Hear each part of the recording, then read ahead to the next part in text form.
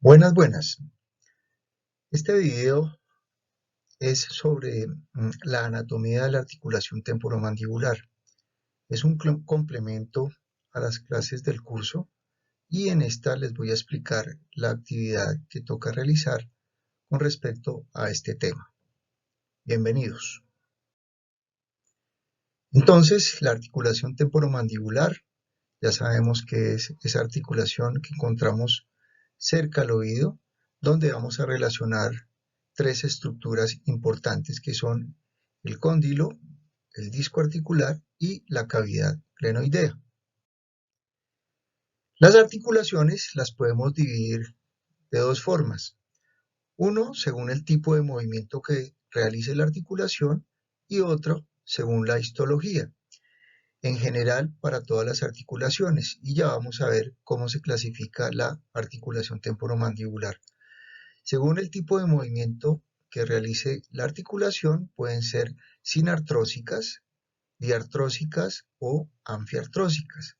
Sinartrósicas son aquellas articulaciones que son inmóviles, como por ejemplo las que encontramos en el cráneo, no hay ningún tipo de movimiento. Diartrósicas son aquellas que realizan grandes movimientos en todas las direcciones, y las anfiartrósicas son aquellas articulaciones que realizan unos movimientos parciales, pero con ciertas limitaciones. Cuando hablamos de histología, podemos clasificar las articulaciones en fibrosas, cartilaginosas, óseas o sinoviales. La articulación temporomandibular o ATM la podemos clasificar de cuatro formas: gínglimo-artrodial, porque es capaz de rotar y de trasladarse. La parte artrodial del nombre corresponde al desplazamiento que hace el cóndilo sobre el disco articular, se desplaza hacia adelante o hacia los lados, mientras que la parte gínglimoidea corresponde a movimiento de rotación, o sea, el cóndilo permanece dentro de la cavidad glenoidea, simplemente rota. También es una articulación sinovial. ¿Por qué? Porque presenta membranas sinoviales en los compartimentos superior e inferior. Es bicondilia porque tenemos dos cóndilos: el cóndilo de la eminencia articular que vemos acá dentro de la cavidad glenoidea y el cóndilo de la mandíbula. Y por último es compuesta porque en ella participan tres estructuras: la eminencia articular, hueso, el cóndilo, hueso, y en la mitad el disco articular. ¿Qué elementos componen, anatómicamente hablando, la ATM?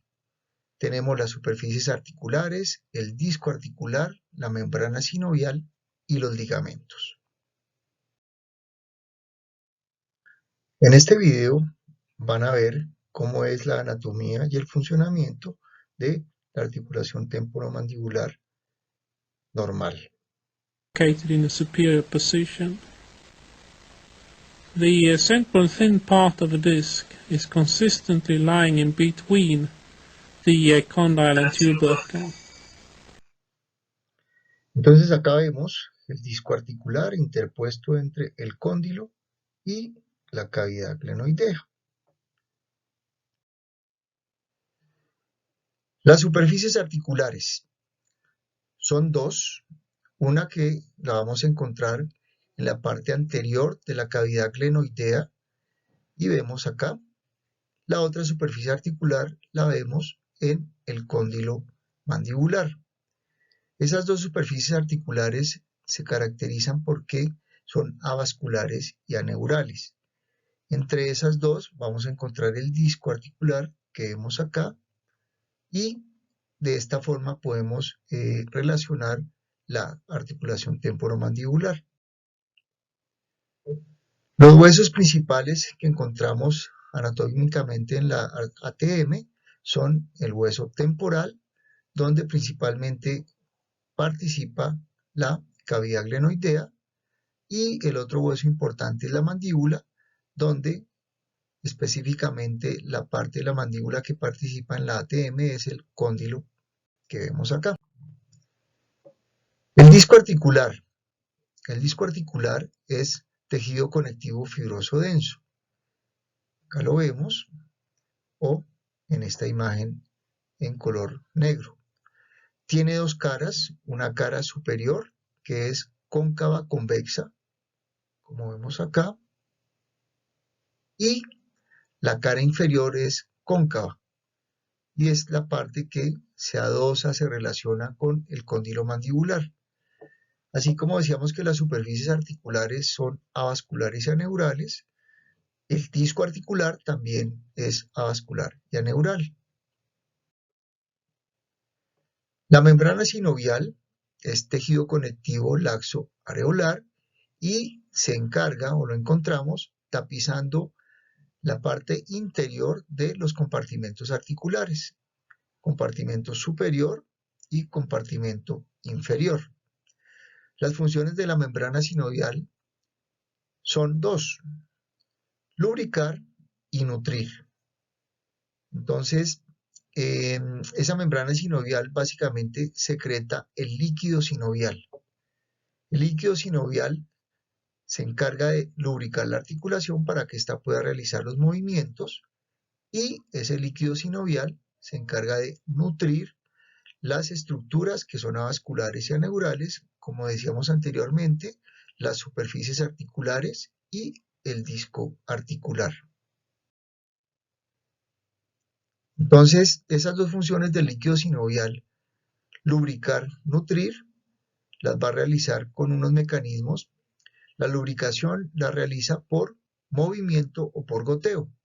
Por movimiento, pues durante el funcionamiento, cuando el paciente mastica, mueve la mandíbula, ahí se producen unas pequeñas gotas que van a lubricar, y por goteo es cuando el cóndilo presiona el disco articular dentro de la cavidad glenoidea y, digamos, entre comillas, exprime esa membrana sinovial para que se presente o se produzca las goticas de líquido sinovial.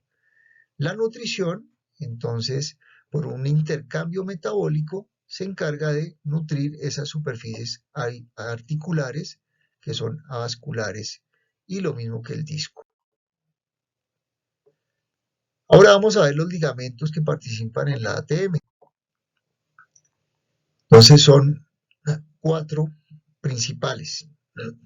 El primero son los ligamentos colaterales o discales, ligamento capsular, ligamento temporomandibular, y los accesorios, que son 2, el esfenomandibular y el estilomandibular.